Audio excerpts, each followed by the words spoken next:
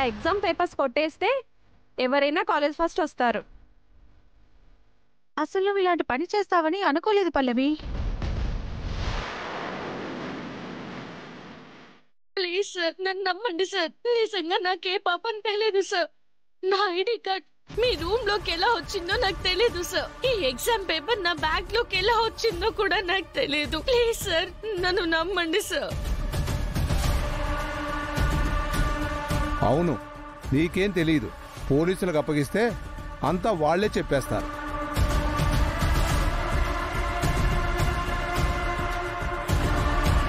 ఎక్స్క్లైర్ గారు, ఇమీడియట్గా పోలీసులకు ఫోన్ చేయండి. Okay sir.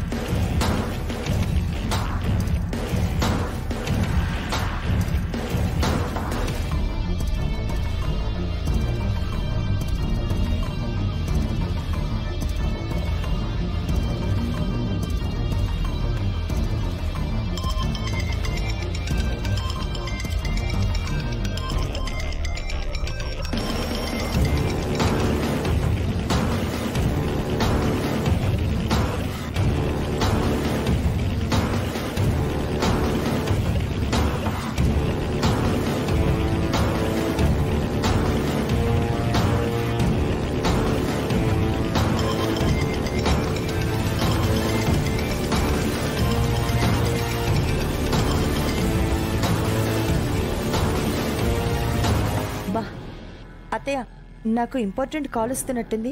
ఒకసారి వెళ్ళి మాట్లాడొచ్చి మళ్ళీ మర్దం చేస్తాను. పర్లేదమ్మా, కొంచెం తగ్గిపోయినట్టుందమ్మా. సరే అత్తయ్య. సరే, వెళ్ళమ్మా.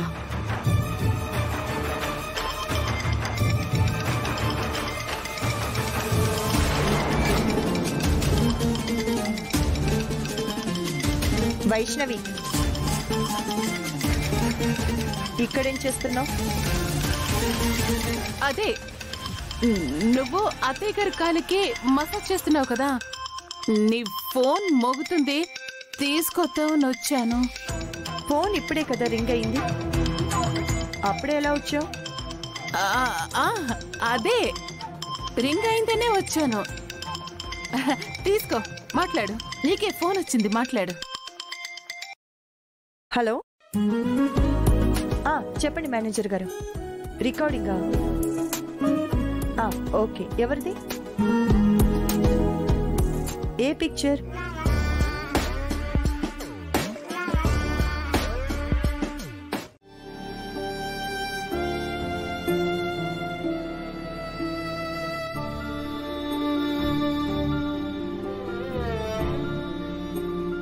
గుణమ్మా, ఏమైందమ్మా?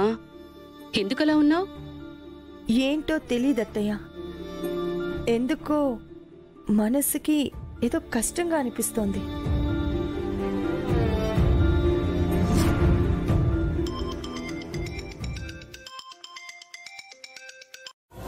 హలో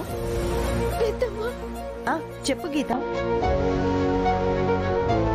గీత, ఏమైంది?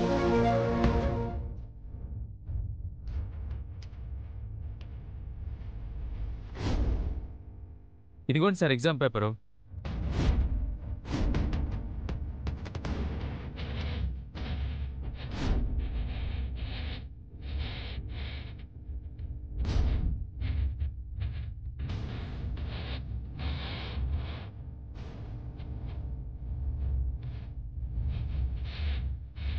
సరే, నేను చూసుకుంటాను.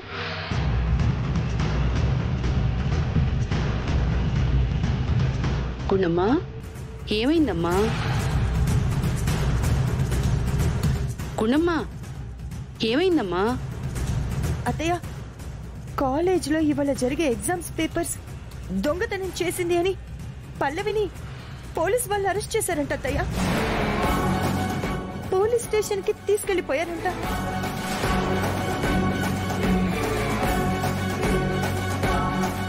అయ్యో, పల్లవి ఎగ్జామ్ పేపర్ దొంగతనం చేసిందా? లేదు గుండమ్మా, తన అలాంటి పని ఖచ్చితంగా చేసుండదు.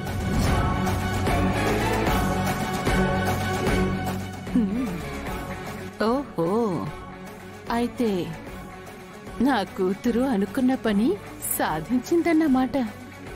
శభాష్. అత్తయ్య, మీరేం టెన్షన్ పడకండి, నేను వెళ్ళి కనుక్కుంటాను. సరే. అయ్యో, ఏంటిది?